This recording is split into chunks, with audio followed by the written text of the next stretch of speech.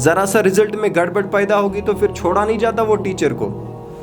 तो जब सैलरी का वक्त आ जाता है तो उसको अपने घर के राज खोलने पड़ते हैं वो लोगों के सामने, अपने राजों को फाश करना पड़ता है वो बंदे को, अपने सीक्रेट्स को रिवील करना पड़ता है ऑफिस में।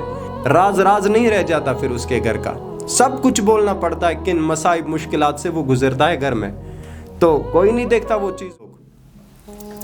मैं वो वालिदैन को अक्सर ये चीज़ों के ऊपर टारगेट करता हूँ कि अपने बच्चों को जब आप बेचते हैं ये स्कूलों में, ये इदारों के अंदर, तो एक दो बारी आप चले जाएं, वो मालूम करें आप लोग उनके स्टेट के बारे में।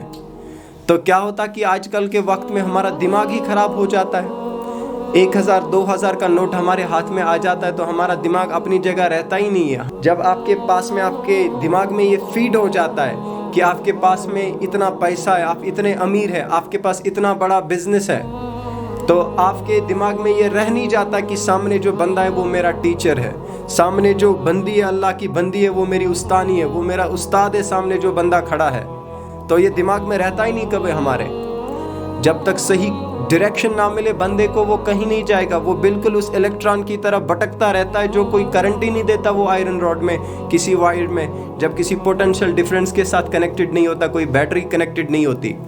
तो वो बंदा जब निकलता है सुबह तो कोई कदर ही नहीं है, क्योंकि पैसा आता है ना, वो अमीर होता है, तो कुछ समझ में नहीं आता कि मुझे क्या करना है। स्कूल पहुंचते हो तो एक उस्ताद से आप लोग ये पूछते हैं कि आपके पास में क्या सैलरी आपको मिलती है, यही आप सवाल करते हैं एक उस्ताद से, आपको क्या सैलरी मिलती है। उस्ताद बताता है 5000 6000 7000 सैलरी मिलती है पर मंथ। तो आपके अंदर ये हिम्मत कहाँ से आती है ये उस्ताद को बोलने की कि चलो मैं 7100 देता हूँ, 4100 देता हूँ, हमारे घर में काम करने के लिए आ जाओ।